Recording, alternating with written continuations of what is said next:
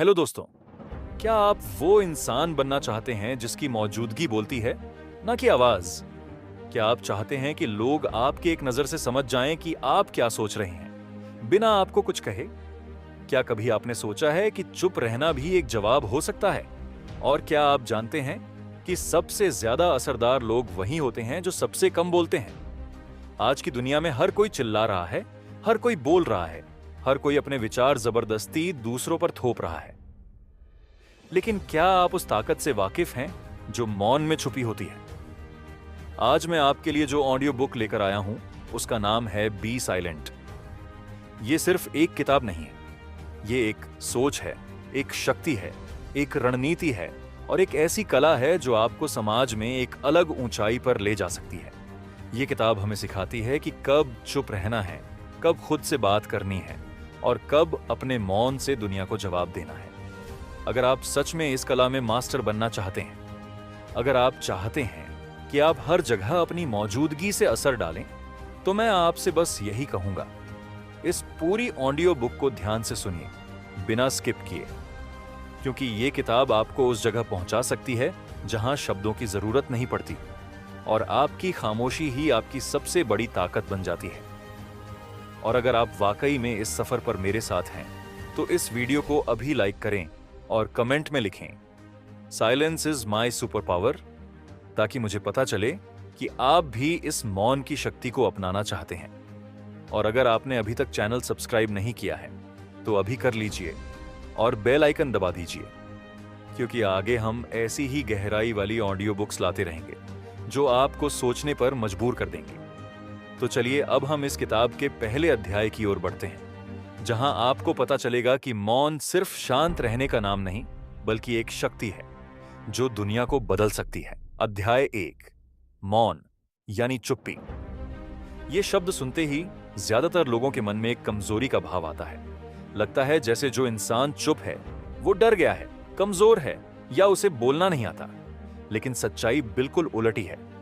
असल में मौन एक ऐसी ढाल है जो इंसान को दुनिया की हर बकवास से बचा सकती है और एक ऐसा हथियार है जो समय आने पर जुबान से ज्यादा असर करता है। आज हम एक ऐसी दुनिया में जी रहे हैं जहां हर कोई खुद को जाहिर करने के लिए बेसब्र है।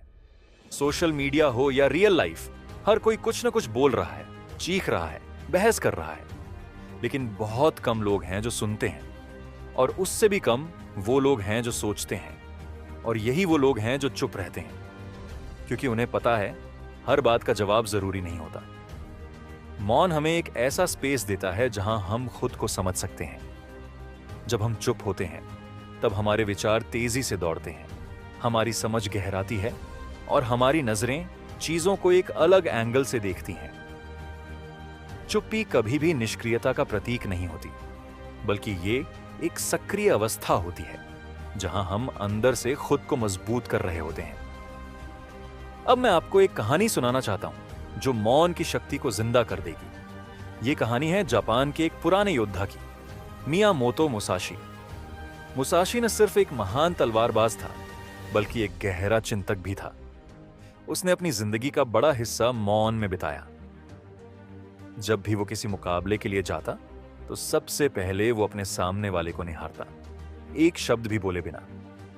लोग डर जाते, घबरा जाते, क्योंकि उन्हें समझ ही नहीं आता कि इस इंसान के दिमाग में क्या चल रहा है। और फिर जब लड़ाई होती, तो मुसाशी चंद सेकंड्स में जीत जाता। क्यों? क्योंकि उसने पहले ही अपने मौन से सामने वाले का मनोबल तोड़ दिया होता। उसकी ये चुप्पी ही उसका सबसे बड़ा अस्त्र थी। एक बार जब एक नया योद्धा उससे लड़ने आया, उसने बड़ी बड़ी बातें की, चिल्लाया, खुद को सबसे ताकतवर बताया। लेकिन मुसाशी चुप रहा। लड़ाई के दिन वो घंटों लेट पहुंचा, फिर भी कुछ नहीं बोला। और जब मैदान में आया, तो उसने सिर्फ एक बार वार किया और मुकाबला खत्म। क्या आप समझ रहे हैं? मौन की ताकत वहां सबसे ज्यादा होती है जहां लोग सबसे ज्यादा बोलते हैं। जब आप चुप रहते हैं, तब सामने वाला खुद को असहज महसूस करने लगता है। वो आपके मन की थाह नहीं पा पाता और इसी से उसकी घबराहट शुरू होती है। आज जब कोई आपको भड़काने की कोशिश करता है, अपशब्द कहता है या आपकी बातों को तोड़ मरोड़ कर पेश करता है, तब अगर आप जवाब न दें बल्कि शांत रह जाएं, तो आपको लगेगा कि आपने कुछ नहीं किया, लेकिन हकीकत में आपने सबसे बड़ा काम किया है। आपने अपने आप को कंट्रोल में रखा है। चुप रहना डरपोक होने की निशानी नहीं है। ये उस इंसान की पहचान है जिसने अपने इमोशंस पर विजय पा ली है। जो इंसान किसी की बात से तुरंत उबल जाता है वो खुद को नहीं जानता, लेकिन जो शांति से सोचकर वक्त देखकर बोलता है वो दुनिया को चलाना जानता है। मौन आपको अपने भीतर की आवाज सुनने का समय देता है। हर दिन की भाग दौड़ में हम अपने भीतर की बातों को दबा देते हैं, लेकिन जब हम चुप होते हैं तो हमारी आत्माएं हमें संदेश देती है, हमारा मन हमें सही दिशा दिखाता है। और ये बात सिर्फ मानसिक शांति की नहीं है, ये प्रोफेशनल लाइफ में भी उतनी ही लागू होती है। आपने देखा होगा, बड़ी बड़ी मीटिंग्स में जो सबसे कम बोलता है वही सबसे ताकतवर होता है, क्योंकि उसे अपनी बात कहने की जल्दी नहीं होती। उसे पता होता है कि कब क्या कहना है। मौन आपको रणनीति सिखाता है। जब आप चुप रहते हैं तब आप माहौल को समझते हैं, लोगों की असली मंशा को पकड़ते हैं और तब जाकर अपना अगला कदम सोचते हैं। ऐसे ही लोग लीडर बनते हैं और भीड़ से अलग दिखते हैं। अब सोचिए, आप अपनी लाइफ के हर उस मोड़ पर जहां आप उलझन में थे, अगर आपने पहले थोड़ी देर चुप रहकर सोचा होता तो शायद कुछ गलत फैसले न हुए होते। शायद कुछ बहसें, कुछ रिश्ते, कुछ नुकसान टल गए होते। मौन सिर्फ दूसरों को समझने की ताकत नहीं देता, ये खुद को माफ करने, खुद को पहचानने और खुद को सुधारने की जगह भी देता है। और यही मौन की असली गहराई है। अब जब आप इस अध्याय को खत्म कर रहे हैं तो खुद से एक सवाल जरूर कीजिए। क्या आप बोलने की जगह कभी खुद से मिलना चाहेंगे? क्या आप वो शख्स बनना चाहते हैं जिसकी खामोशी लोगों के जहन में गूंजती है? अगर हां, तो यह किताब सिर्फ सुनने के लिए नहीं है, इसे महसूस करने के लिए। अध्याय 2, जब चुप रहना बन जाए जीत का सबसे बड़ा हथियार। जब कोई आपको जानबूझकर नीचा दिखाए तब क्या करना चाहिए? जब आपके शब्दों की कोई कद्र ना करे, जब लोग आपकी चुप्पी को कमजोरी समझें, तब क्या चुप रहना वाकई समझदारी है या फिर वहीं जवाब देना चाहिए? यह सवाल हर उस इंसान के मन में उठता है जो जीवन में अपने सम्मान और आत्म संयम को बचाना चाहता है। हर कोई चाहता है कि उसकी बात सुनी जाए, उसकी भावनाओं की कद्र हो, लेकिन हर बार जवाब देना जरूरी नहीं होता। कई बार मौन ही सबसे बड़ी प्रतिक्रिया होती है। ऐसा मौन जो आपके आत्मबल की गहराई को दर्शाता है, ऐसा मौन जो आपको भीतर से मजबूत करता है। चुप रहना कमजोरी नहीं है, यह तब की बात है जब आप खुद को रोकते हैं, जब आप जानते हैं कि आपके शब्द किसी को तोड़ सकते हैं, लेकिन आप फिर भी उन्हें नहीं बोलते। यही आत्मनियंत्रण है, यही ताकत है, यह वही शक्ति है जो भीड़ से अलग बनाती है। अब सुनिए एक सच्ची और बेहद प्रेरणादायक कहानी। बात है एक गरीब लड़के की, नाम था आरव। स्कूल में बच्चे उसका मजाक उड़ाते थे। उसकी पुरानी यूनिफॉर्म, घिसे हुए जूते और कभी न बदलने वाला टिफिन। हर दिन कोई ना कोई ताना मारता, कोई कहता कपड़े धो भी लिया कर, तो कोई हंसता तेरे घर में दाल भी बनती है। आरव कभी कुछ नहीं बोलता, बस चुपचाप सब सुन लेता और मुस्कुरा देता। कुछ बच्चे उसे डरपोक समझते थे, कुछ बेवकूफ, लेकिन कोई नहीं जानता था कि आरव हर ताना, हर हंसी को अपने अंदर एक आग की तरह संजो रहा था। वह जानता था कि जवाब शब्दों से नहीं देना है, जवाब तो कामयाबी से देना है। वो रोज स्कूल से लौटकर घंटों पढ़ाई करता। उसके पास किताबें कम थीं, लेकिन जिज्ञासा बहुत थी। उसने तय कर लिया था कि आज जो उसका मजाक बना रहे हैं, कल वही लोग उसे सलाम करेंगे। उसने खुद से वादा किया कि चुप रहूंगा, लेकिन रुकूंगा नहीं। समय बीता, बोर्ड एग्जाम आए। सबको हैरानी हुई जब रिजल्ट में आरव पूरे जिले में टॉप कर गया। जो लड़के उसके कपड़ों पर हंसते थे, वो अब उसके नोट्स मांगने लगे। वही टीचर्स जो उसे कमजोर समझते थे, अब उसकी मेहनत को सलाम कर रहे थे। लेकिन आरव आज भी चुप था, मुस्कुराता हुआ, पहले जैसा शांत। ये थी उस मौन की ताकत जिसने आरव को जवाब नहीं, सफलता दी। अगर वो हर ताने पर जवाब देता तो शायद आज वो टॉपर नहीं बन पाता। मौन ने उसे केंद्रित रखा, मजबूत बनाया और भीतर से आग दी। यही चुप्पी उसकी सबसे बड़ी जीत बन गई। आरव की कहानी हमें सिखाती है कि चुप रहना तब तक सहन करना नहीं है जब तक आप उसे कमजोरी ना बनने दें। अगर आप उस मौन को ताकत में बदल सकते हैं तो वही मौन आपको लोगों की भीड़ से अलग करेगा।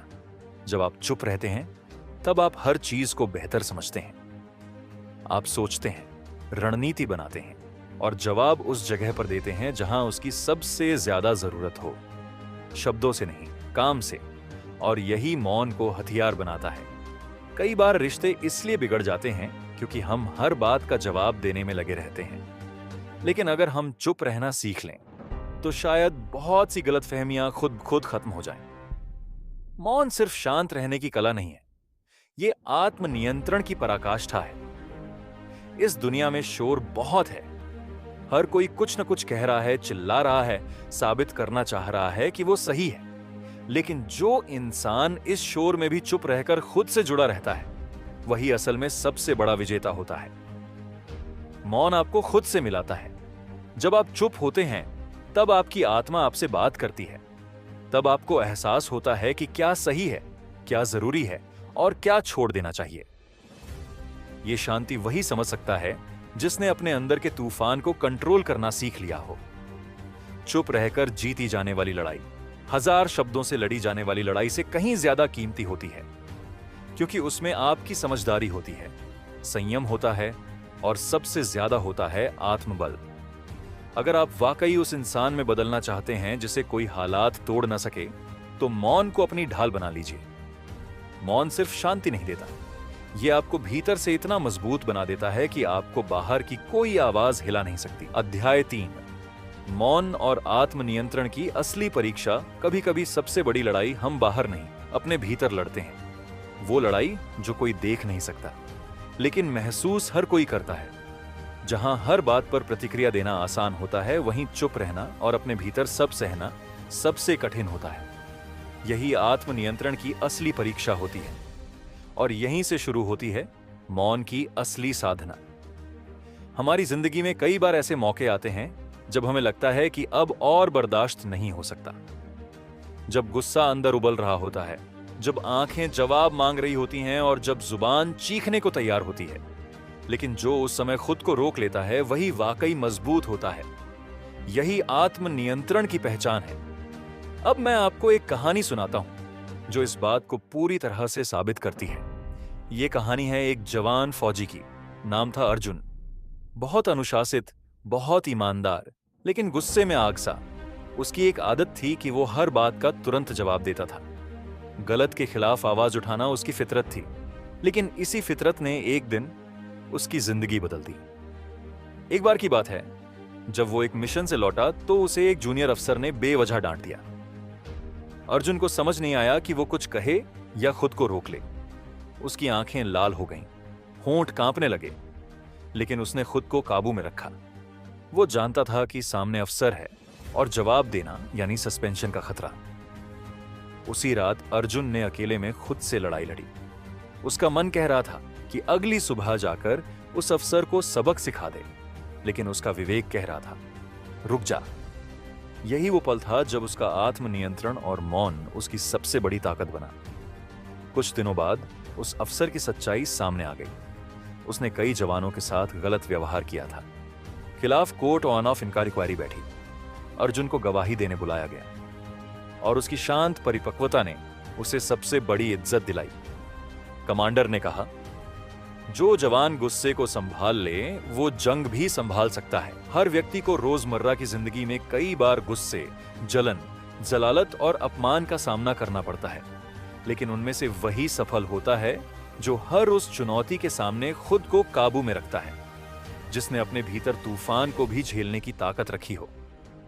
एक छोटा सा उदाहरण लीजिए। जब आप सोशल मीडिया पर कोई नेगेटिव कमेंट पढ़ते हैं तो तुरंत गुस्सा आता है, जवाब देने का मन करता है। लेकिन अगर आप चुप रहते हैं और अपने फोकस को अपनी ग्रोथ पर रखते हैं, तो वही लोग कल आपकी तारीफ करेंगे। यही मौन की ताकत है।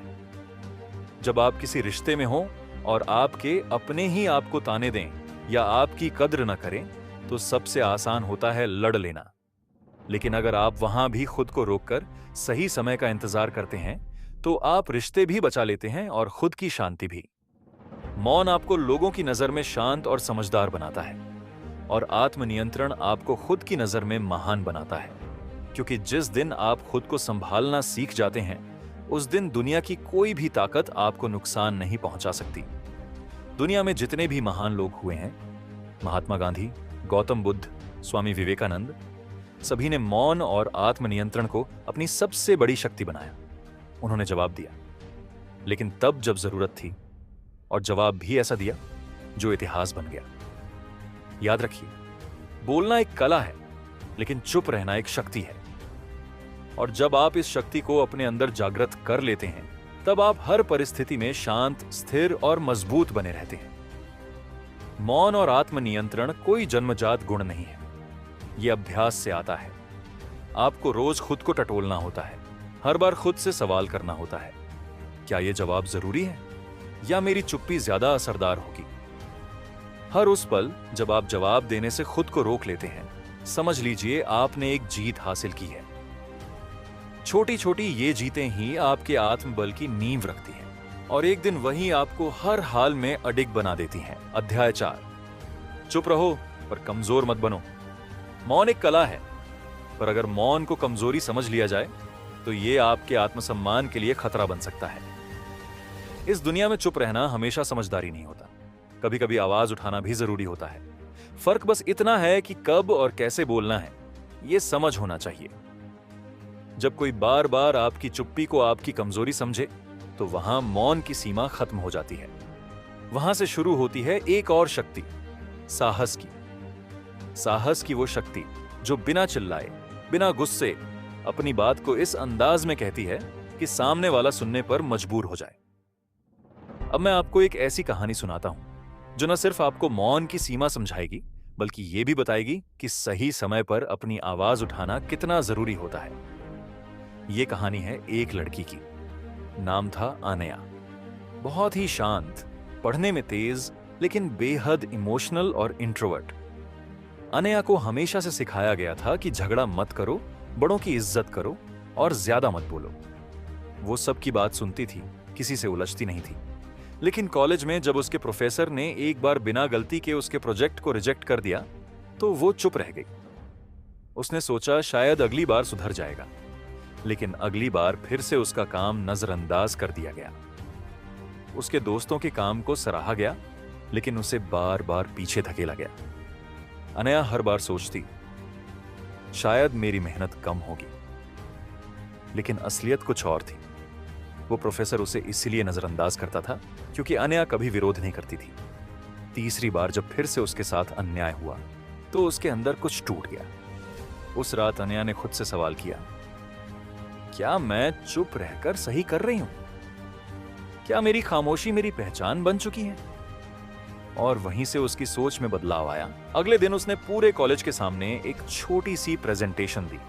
चुप्पी ताकत है, लेकिन हमेशा नहीं। और उसमें उसने अपने अनुभव साझा की, अपने डर बताए और यह भी कहा कि जब मौन अन्याय को जगह देने लगे, तब वो मौन नहीं, अपराध बन जाता है।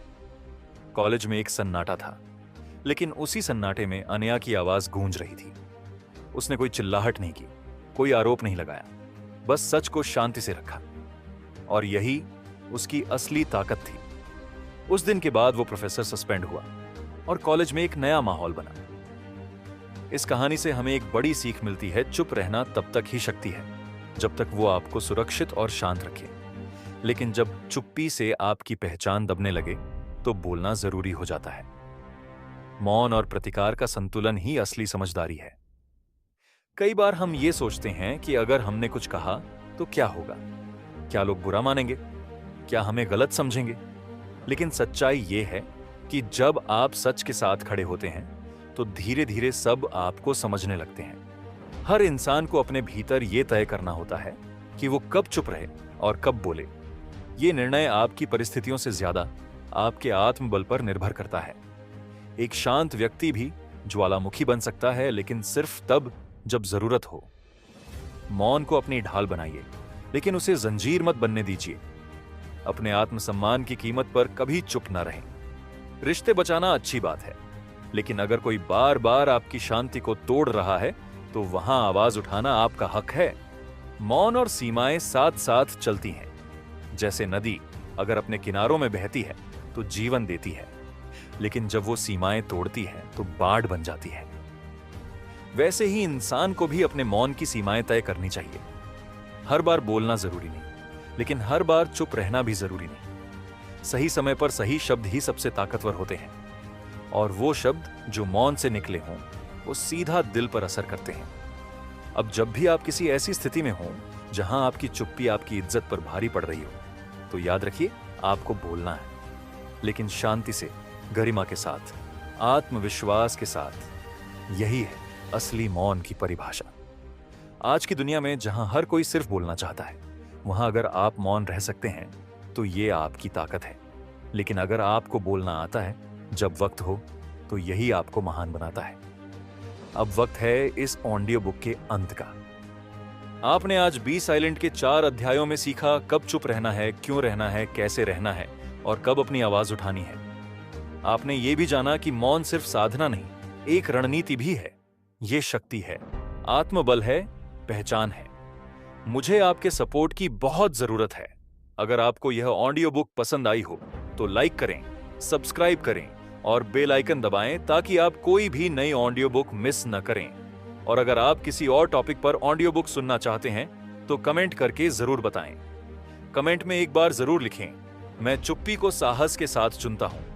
मिलते हैं अगली ऑडियो बुक में। तब तक शांत रहिए, समझदार रहिए और सबसे ज्यादा अपने आप में मजबूत रहिए।